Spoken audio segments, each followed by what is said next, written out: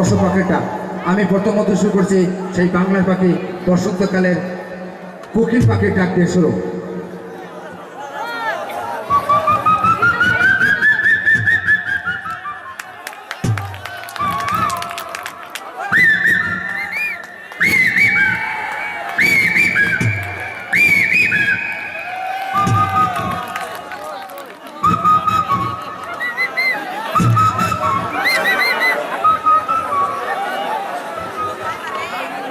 ধন্যবাদ। ডাকতে ডাকতে খুব দূরে চলে যাচ্ছে।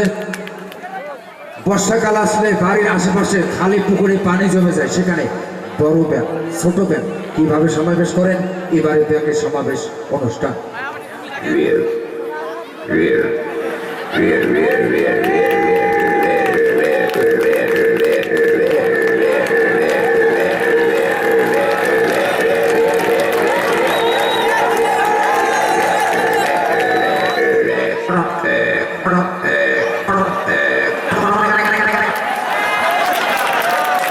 ধন্যবাদ। ব্যাগের সমাবেশ হলো। ভাই আমরা বাঙালি, দাওয়াত পেলে বেশি খাওয়ার চেষ্টা করি, আর বেশি খাবেন না। বেশি খেলে কি হতে পারে? পেটের সমস্যা, যেমন ডায়রিয়া এবং পাতলা পায়খানা। আর পাতলা পায়খানা হলে পায়খানায় বসলে বোঝা যাবে পাতলা পায়খানার শব্দ কত প্রকার কি কি। এবারে লক্ষ্য করুন পাতলা পায়খানার শব্দ।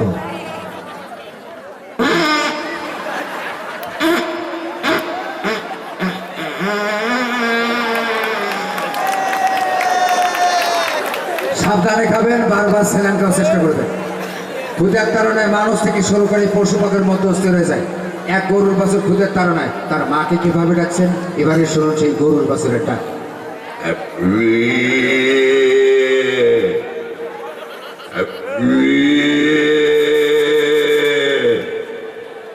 আমরা যখন আসি ওই সময় দেখলাম একটি ট্রেন গাইবান্ধা থেকে কাউনির দিকে যাচ্ছে।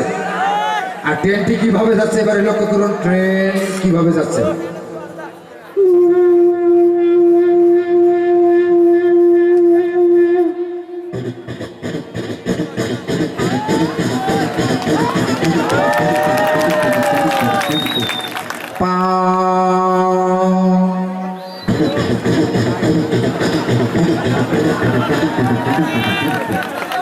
ট্রেনটি বলছে দেখা যাক কত দূর, দেখা যাক কত দূর।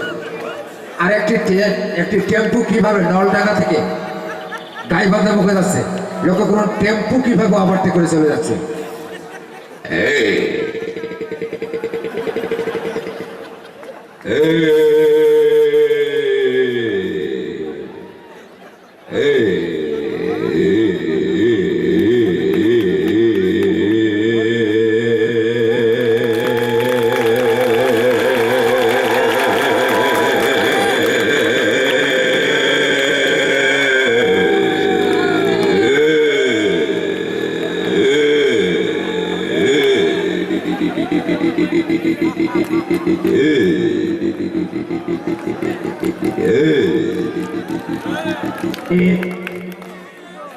চলে আসলো।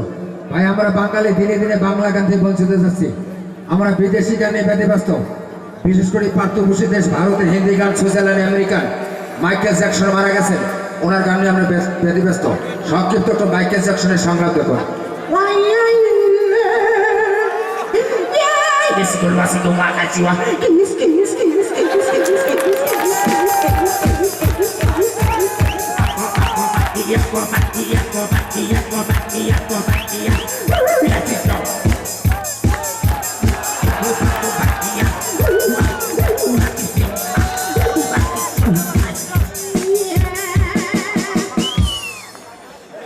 গানের আগাও নাই মাথাও নাই। আর সেই হারানো দিনের আব্দুল আলিম, আব্বাস হোসেন, লালন ফকির, কানাই লাল শীল, হাসন রাজা, এই সমস্ত শিল্পী গান গিয়েছিল। মানুষের কথা ছিল, আল্লাহ রাসূলের কথা ছিল। আব্দুল আলিম সাহেব কিভাবে গান পরিবেশন করতেন? নবী মোর পরশমণি, নবী মোর সোনার খনি, নবী নামে জপি যে জোর সেই তো দোজা আনের ধনী। নবী মোর পরশমণি, নবী মোর সোনার খনি, নবী নামে জপি যে জোর সেই তো দোজা আনের ধনী। নবী মোর পরশমণি। আব্বাস হোসেন সাহেব কত ঢাঙ্গর গান পরিবেশন করতেন। আমায় তো রাতে কেনে ডাকি দিলি প্রাণে কি লাগে আমায় তো রাতে কেনে ডাকি দিলি আমায় তো রাতে কেনে ডাকি দিলি প্রাণে কি লাগে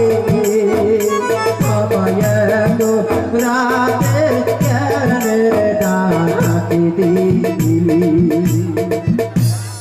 আর এখনকার গানে গতিবেগ ওই আকাশেতে লক্ষ্য তারা চাঁদে কিন্তু একটা রেইয়া ওইটা ওইটা ওইটা ওইটা ওইটা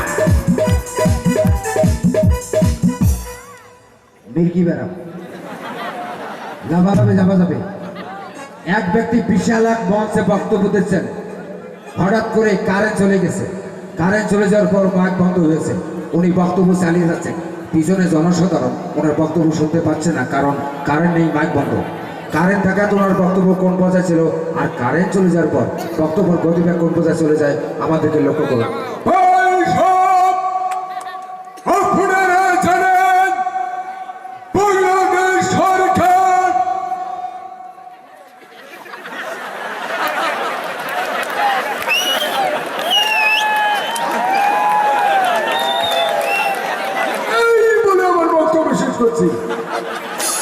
মানে মাঝখানে কারেন্ট ছিল না, এখন কারেন্ট এসেছে।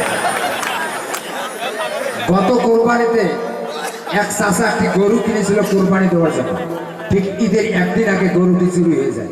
গরুটি খুঁজতে খুঁজতে হয়রান হয়েছে, গরু না পেয়ে চাষা কিভাবে বাড়ির সামনে এসে গরু হারানো কান্না কাঁদছেন। এবারে দেখুন সেই চাষার অভিনয়টি। ও ভাই রে, ও ভাই, গরুটা নাই ভাই। এখন চাচার ছেলে পান সেজে বন্ধ বলা যাচ্ছে। বাড়ি থেকে বের হয়ে দেখেন বাবা হাউ মাউ করে কাঁদছেন। এখন বাবার কাছে ছেলে দৌড়ে গেছে, যা বলছে, বাবা বাবা বাবা বাবা বাবা তুমি কাঁদছো কে বাবা, তোমার কি হয়েছে বলো তো? ভাই রে গরু কেনা রে ভাই, ও ভাই গরু কেনা রে ভাই। ছেলে ভাবছে ব্যাপার কি, বাবা মাথা খারাপ হয়েছে নাকি, আবল তাবল কথা বলছে কেন? ছেলে দৌড়ে গেছে বাড়িতে। বাড়িতে এসে তার মাকে বলছে, মা গো মা, ও মা, মা গো মা, এদিকে আসো, বাবা আবল তাবল কথা বলছে, বাবার হয়তো মাথা খারাপ হয়েছে। এখন চাষার বউ দৌড়ে এসে বলছে, এখন কি হয়েছে মা, তুমি চাষা শিখো, তোমার কি হয়েছে? মারে গরু কেনা রে, ও মা গরু কেনা রে। আসলে যে দিশা হারালে কখন কাকে কি বলবে মাথা ঠিক থাকে না। ওই চাষার মতন ভুল তো করবেন না। ধন্যবাদ। আরেক ব্যক্তি বক্তব্য দিয়েছেন, হঠাৎ করে 12 নাম্বার সিগন্যাল দিয়েছে, অর্থাৎ পায়খানা চাপ দেখা দিচ্ছেন। উনি বক্তব্য শেষ করতে পারছেন না, আর এদিকে সহ্য করতে পারছেন না। উনি খুব কষ্ট বক্তব্য দিচ্ছেন। এবারে দেখুন ওনার কষ্টটি কত প্রকার।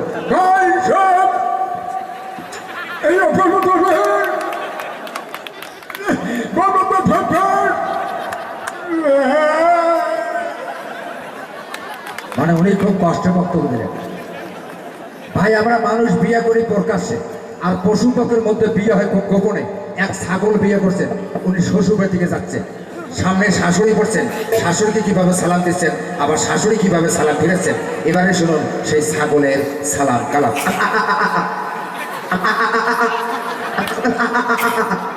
বলছে আমার সালাম আলাইকুম। এখন শাশুড়ি বলছেন,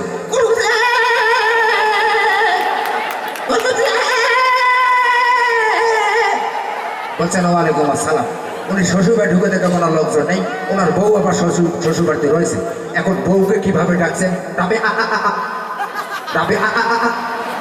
বউয়ের নাম হলো রাবেয়া। এখন রাবেয়ার হঠাৎ করে সর্দি আর কাশ হয়েছে, কাশতেছে, জবাব দিচ্ছে কিভাবে, রাবেয়া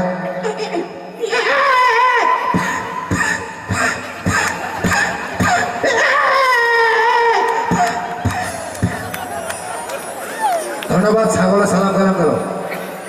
আমার বাম পাশে দেখা যাচ্ছে অনেক মা বোন এসেছে এই কনকনার শীতে, 12টা পার হয়েছে মনে হয়, এই অনুষ্ঠান দেখার জন্য এসেছে।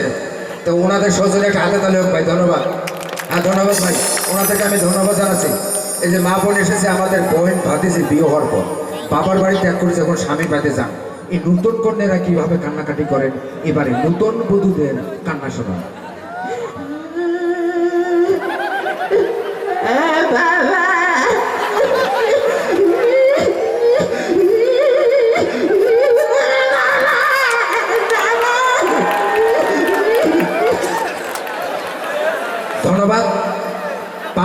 বছর সংসার করার পর যৌতুক না দেওয়ার কারণে স্বামী দল মারপিট করেছে।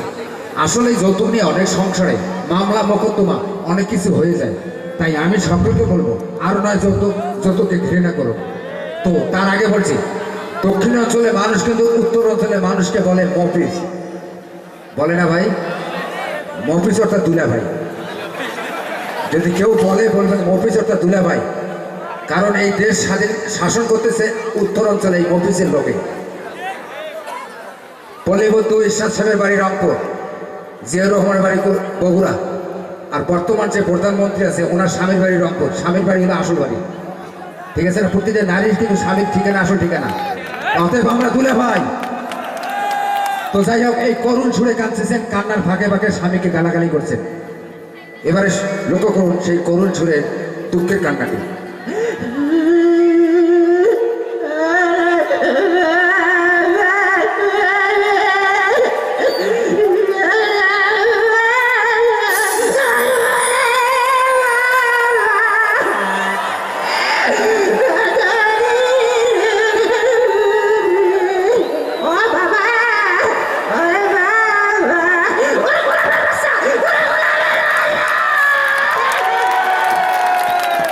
ধন্যবাদ। সকলে ভালো থাকবেন, সুস্থ থাকবেন। আপনাদের ছোট ছোট ভাই